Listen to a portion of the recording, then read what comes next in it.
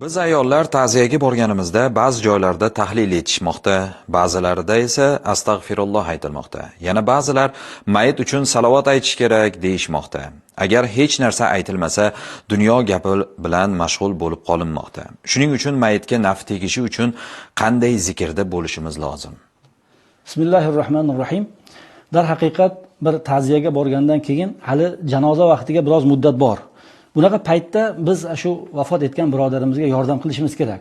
Yordamni mana yuqorida aytilgandek, ya'ni bir qancha tahlil dedilar, istig'for dedilar, salovat. Bunga qaysi birini qilsak ham u mayitga yordam bo'laveradi. Lekin bir ishni afzali qaysi degan masalani so'rayaptilar bu yerda. Ulamolar aytadilarki, bunday holatda afzalu zikr, ya'ni tilovatul Qur'on degan, ya'ni zikrlarning eng yaxshisi Qur'on tilovati deyiladi. Ya'ni borgan odam hali demak janozaga ozgina vaqt bor, kutib o'tirish kerak. Bunaqa paytda agar Qur'on o'qishni biladigan bo'lsa, Qur'on o'qish kerak. Shuni Qur'onni ba'zi bir joylarda shunaqa sharoitlar bor. Bir pasda Qur'onni 30 porani bo'lishadi, janozagacha ham bitta xatmi qilib qo'yadi. Mana shunaqa agar Qur'on o'qishni biladiganlar bo'lsa, Qur'on o'qisin.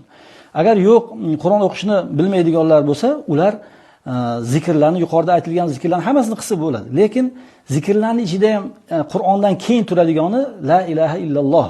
Yani zikr ba'da tilovatil Qur'on huwa la qawl la ilaha illalloh degan mazmunda bir ulamolarning iboralari borda.